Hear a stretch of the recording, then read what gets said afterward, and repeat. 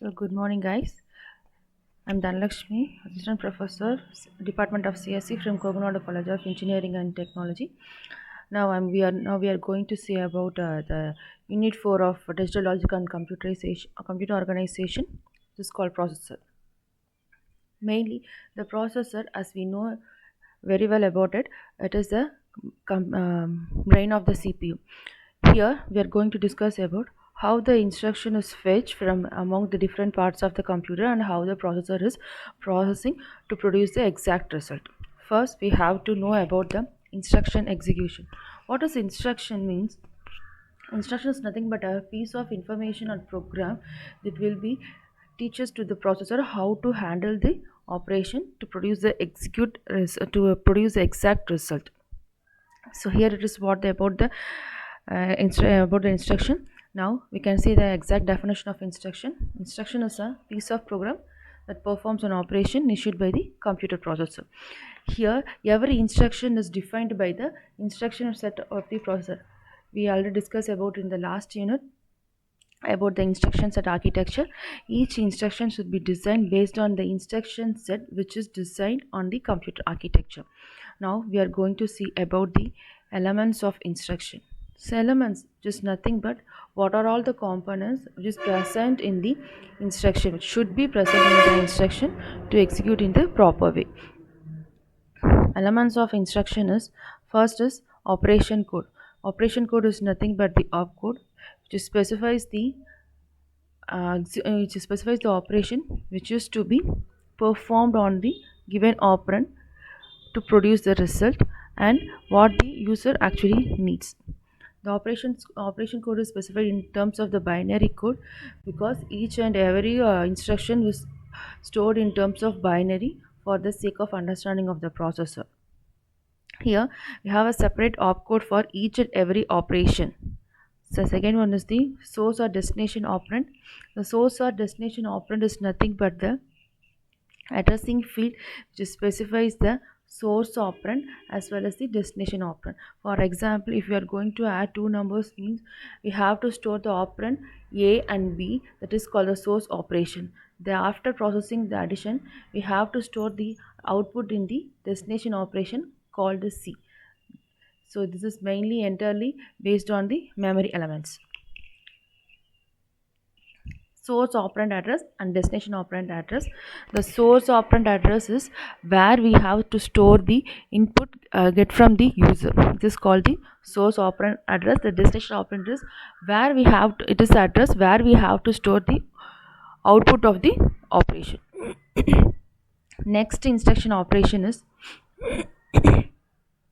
which is mentioned, it is the address that tells the CPU which have to fetch the next instruction to be completed after the completion of the current instruction. So there are four different ways of instruction execution. How the instruction is executed from based on the four phases. So this is what the instruction cycle. First it have to fetch the instruction and then decode the instruction as per the instruction for the compiler and the read address from the memory. It have to read the addresses of the source operand as well as the instruction where it have to fetch, and it will process. It is called the execute of the instruction. So first fetch the instruction from the memory. First of all, the instruction is fetched from the particular address from the memory.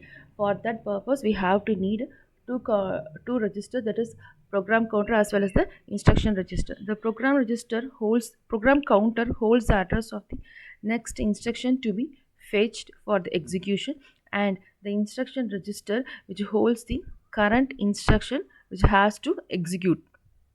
The second phase is the decode the instruction. Decoding is nothing but it have to convert into the machine understandable language for the execution of the operation. For this we have to use the opcode as well as the source operand address, all that's all, and execute the instruction. After fetching of the instruction from the memory which is present in the instruction format, the instruction is executed, and the instruction is the executed instruction is placed in a particular memory location that is called your registers. So each register is made up of a number of flip-flops. The flip-flops can able to hold only a single element in the memory. For that purpose, we have to use the register as well as the flip-flops, and we have to store the result. Of course, we have to store the result for the user in a particular location. This is called destination address location. So the next operation is the fetch. Now we are able to see the detailed explanation of the four different phases of the instruction execution. In case of fetch, we have to fetch the instruction based on the user program. So for that, we have to use a program counter to locate the address as well as the instruction register. So these program counter and instruction register is made up of register as well as the counter. For the purpose of program counter, we have to use the counter. Here the counter increments the address. For that, we have to fetch the instruction, and it is placed in the program counter for the process for increasing the processing speed. Instruction register, it holds the current instruction to be executed. Once the program counter gets incremented, the instruction register also gets the address from the program counter, and it fetch the instruction. It is stored for in the here itself. Decode.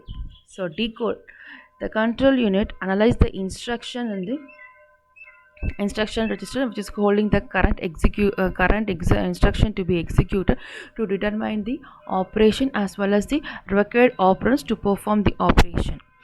This involves identifying the operation code as well as the operand. The control signals as well as the instruction counter to fetch the instructions, and it analyzes and it also switches the control signals from the instruction register as well as the memory unit to fetch the instruction and hold the instruction in the instruction register. So execute. So execute is the main thing to perform the execution operation.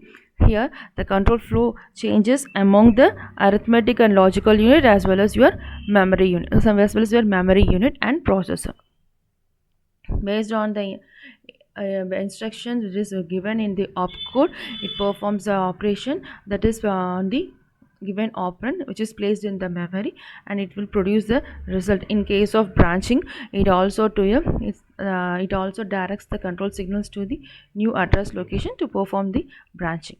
Write back, it is some instructions required to storing the result back to the memory. In that purpose, we have to use the write back, which might be a separate steps in the execution cycle. The next topic is building a data path. So building a data path is nothing but the communication that should be established among the components as well as to the processor. This is the data path. Now the data path is the pathway that the data takes through the CPU. Data takes through the CPU means you have to fetch the data as well as the instruction from the particular memory component through the communication bus to the processor. The control unit regulates the control signals that to perform the interaction between the data path and the data according to the instruction being executed. So it consists of the functional units also that perform data arithmetic as well as logical operations. For example, addition or subtraction, and for the logical operation as shifting or inverting, that's all. So data path elements. So data path element is a functional unit used to hold on to operate data within a processor. These are all data elements we are going to use for a data operation. The first one is the instruction memory, second one is the data memory, register file, arithmetic and logic gate, adders. So instruction memory, it is used to store the instruction of the program and supply the instruction to the given address. Based on the von Neumann architecture, both the instruction as well as the data are stored in the main memory. For that purpose, we have to use a separate instruction memory to hold the instruction for performing the operation. So the program counters, it is also to hold the address of the next instruction to be executed. It is a 32-bit register, so it contains 32 flip-flops, because each and every flip-flops in the registers used to store only one single element. So program counter will be written at the end of every clock cycle, and that does not need a write clock control signal, because it does not do any write operation. It holds only the address of the instruction, so it need not write a write clock signal. So for at each and every clock signal, it holds the address of the instruction and adder. So adder is just nothing but to increment the, it is connected with the program counter to increment the program counter for our for increase for fetching the next instruction to be executed. The program counter acts as a counter. After the execution of first instruction, it increments the counter automatically at the end of every clock signal. It triggers the program counter to increment the address of the instruction to be hold. So it is a performs addition, the adder performs addition operation as well, and it needs two inputs for each and every operation. It needs a clock signal to trigger or to hold the next operation. Registers are the data storage locations available in a computer. So for example, program counter is also a register, instruction register is also a register. It holds the address as well as the instructions to perform the operation. So it is the 32-bit general purpose registers. The state element that consists of a set of registers can be read, written or supplied by a register number to be accessed. Thank you.